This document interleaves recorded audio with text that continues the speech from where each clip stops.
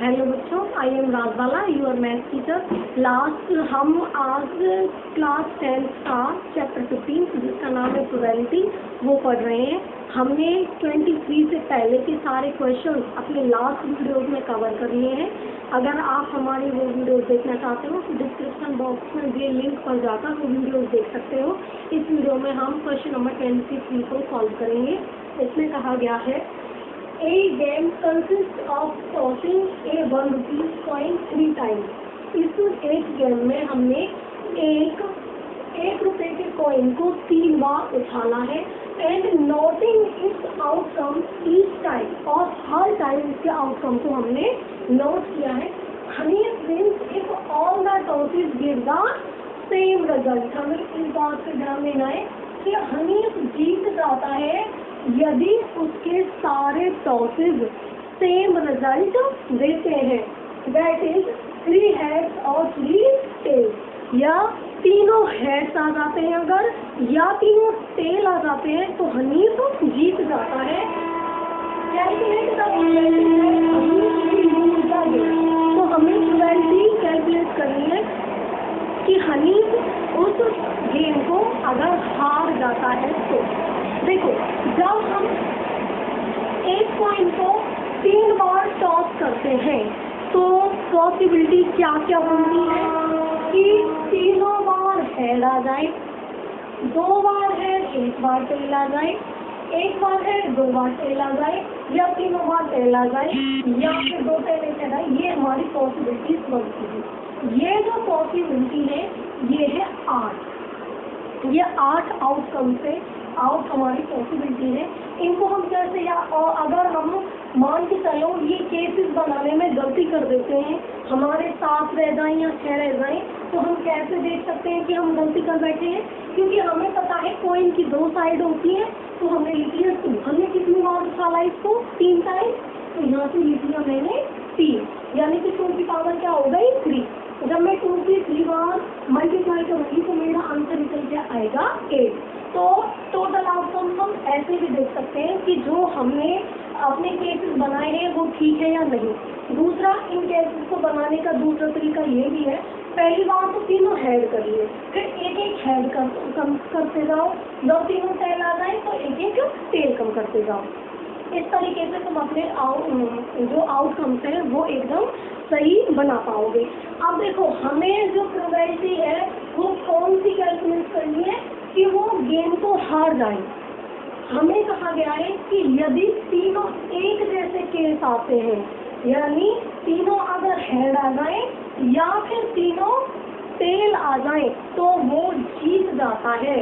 लेकिन अगर ये पॉसिबिलिटी ना बने तो वो हार जाएगा।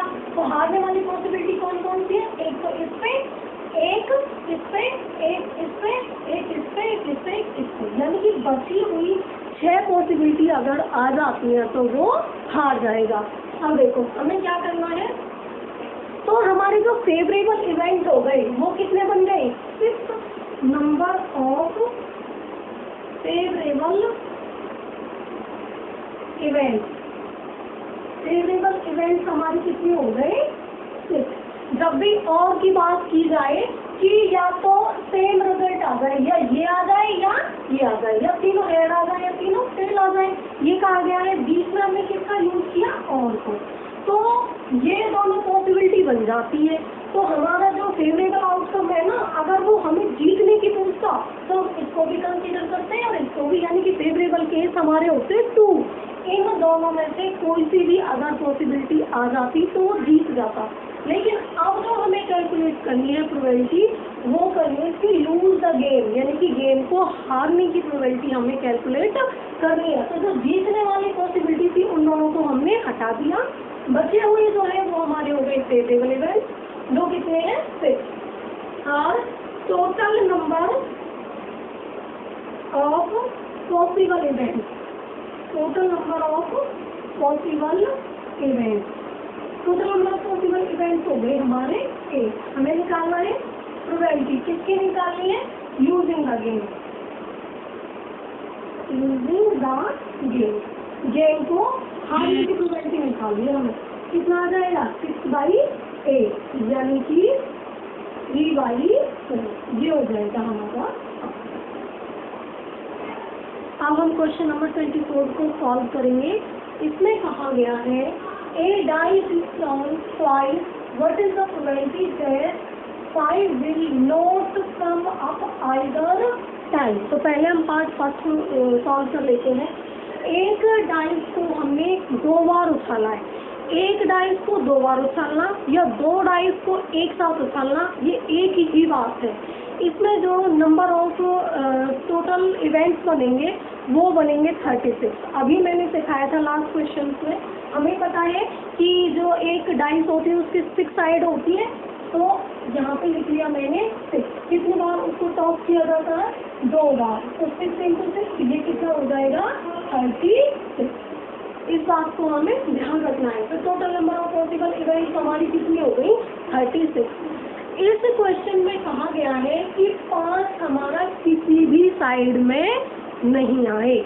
हम इसका उल्टा लेके चलते हैं, हम ये लेके चलते हैं कि 5 हमारा दोनों साइड्स में आता है। यानी कि जब हम डाइस को पहली बार उछाला, तो पहली बार हमने उछाला है, तो मान के चलो हमने एक इवेंट कंसीडर कर ली है। ए से हमने दिखाया है फर्स्ट थ्रो को 5, यानी कि पहला जो थ्रो है वो 5 को शो करेगा। जैसे कि जब हमने पहली बार उछाला तो 5 आया, दूसरी बार उछाला तो 1, पहली बार उछाला तो 5, दूसरी बार उछाला तो 2, पहली बार उछाला तो 5, यानी कि पहला जो थ्रो है वो 5 ही शो करता रहेगा। और जो दूसरा थ्रो है उससे कोई सा भी नंबर आ सकता है, 1 2 3 4 5 6। पहली इवेंट में तो हमने ये कंसीडर किया। और दूसरी जो सेकंड इवेंट है जिसको हमने बी से रिप्रेजेंट किया है, वो दिखा रहा है कि सेकंड थ्रो 5 है। यानी कि जब हम डाइस को उछालते हैं 2 बार, तो पहले थ्रो में तो 1 2 3 4 5 6 कुछ भी आ जाए, लेकिन जो सेकंड थ्रो है वो 5 5 5 5 5 5 ही रहेगा।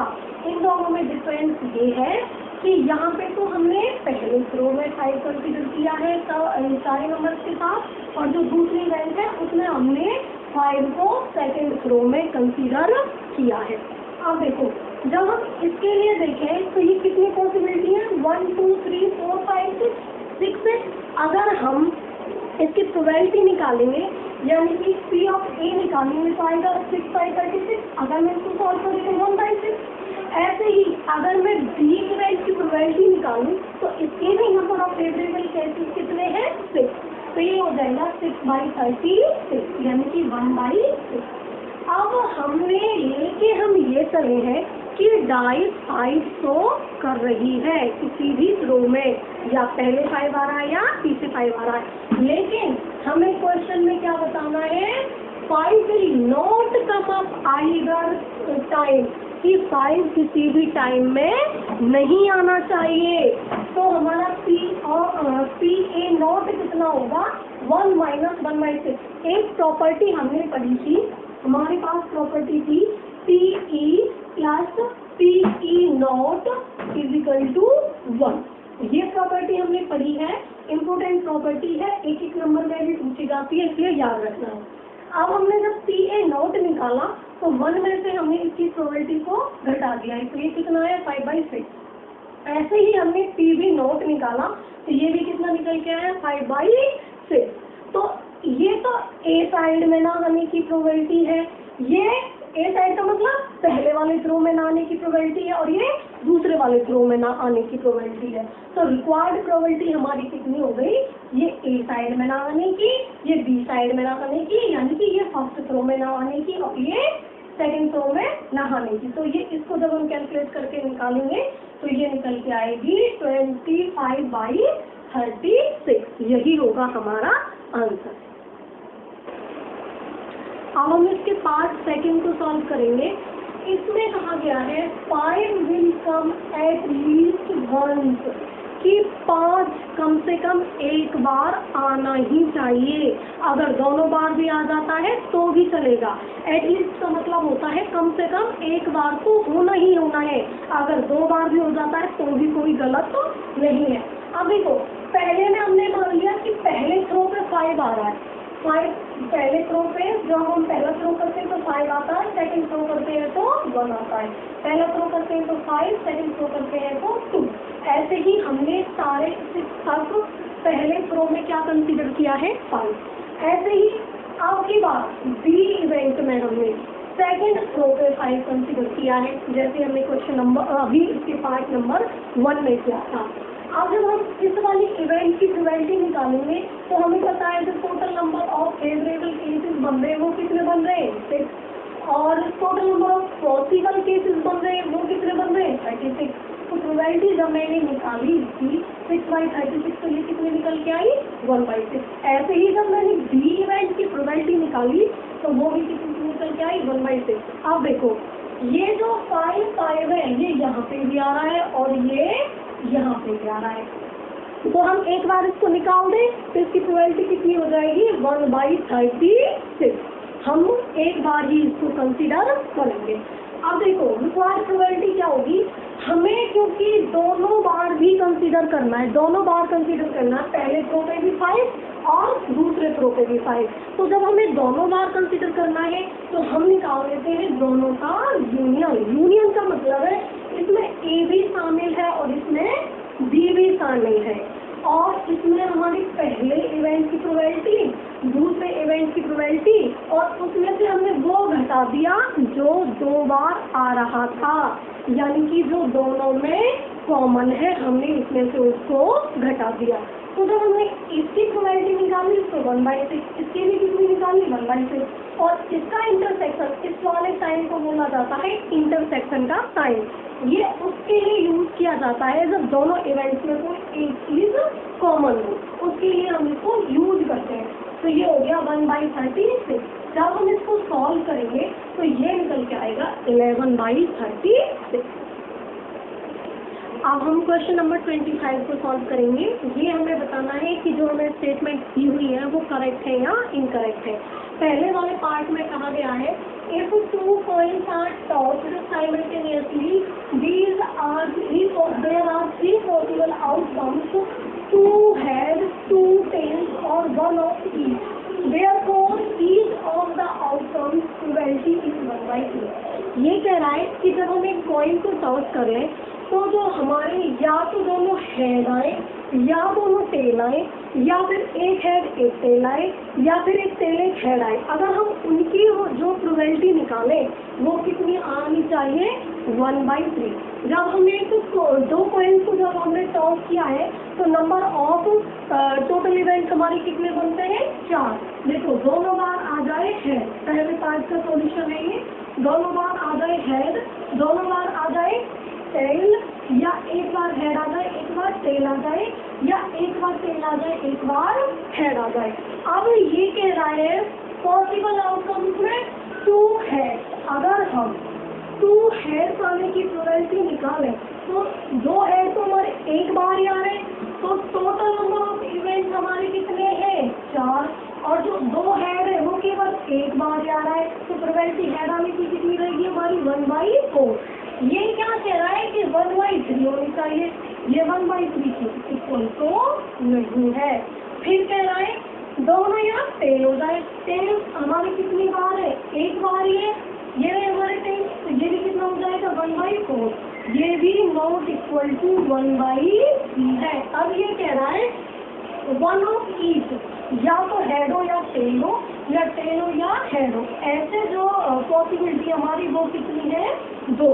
तो यहाँ पे हमारी हेड या टेल या फिर टेल या हेड आने की जो पॉसिबिलिटी रहेंगी वो कैसे निकलेंगी, ये कितनी फेवरेबल इवेंट हमारी कितनी है 2, और टोटल कितनी है 4। तो जब हम इसको सॉल्व करेंगे तो ये कितना निकल के आएगा 1/2, नॉट इक्वल टू 1/3। तो हमारी कोई सी भी प्रोबेबिलिटी 1/3 के इक्वल निकल के नहीं आई। तो ये जो पहली स्टेटमेंट है हमारी ये है इनकरेक्ट, पहली स्टेटमेंट तो हो गई हमारी इनकरेक्ट। अब हम दूसरी वाली स्टेटमेंट की तरफ ध्यान देते हैं। इसमें कहा गया है if a die is thrown these are the 2 possible outcomes, an odd number और an even number। 2 possible outcome हो सकते हैं। देखो जब हम डाइस को थ्रो करते हैं तो हमें पता है डाइस पर 1 to 6 नंबर्स लिखे होते हैं। इन नंबर्स में अगर मैं ऑड नंबर की बात करूँ तो कौन कौन सा है, 1, 3 और 5। ऑड नंबर कौन से नंबर्स होते हैं, जो 2 से डिवाइड नहीं होते, और इवन नंबर्स हमारे कौन से होते हैं, जो 2 से डिवाइड हो जाते हैं। जैसे हो गया 2, 4 और 6। अगर मैं ऑड नंबर की प्रोबेबिलिटी निकालती हूँ तब भी मेरे पास जो फेवरेबल इवेंट्स है, इन तीनों नंबर्स में से ही कोई एक नंबर निकल के आएगा। तो अगर मैं ऑड की प्रोबेबिलिटी निकालूं तो वो कितनी निकल के आएगी, 3/6 यानी कि 1/2। और अगर मैं इवन की प्रोबेबिलिटी निकालती हूँ तो इवन नंबर भी 3 है, इन 3 नंबर में से ही कोई एक निकल के आएगा, तो ये भी कितना आएगा, 3/6 यानी कि 1/2। और ये इसमें कह भी क्या रहा है कि प्रोबेबिलिटी हमारी 1/2 आनी चाहिए। तो ये जो स्टेटमेंट है ये है करेक्ट। ओके, इस तरह आज हमने ये चैप्टर अपना कंप्लीट कर लिया है। पूरे के पूरे 25 क्वेश्चंस हमने 1 बाय 1 कवर कर लिए हैं। तो बच्चों घर पर रहिए, सुरक्षित रहिए, पढ़ते रहिए। Thank you so much. मिलते हैं अपने अगले वीडियो में अगले चैप्टर के साथ।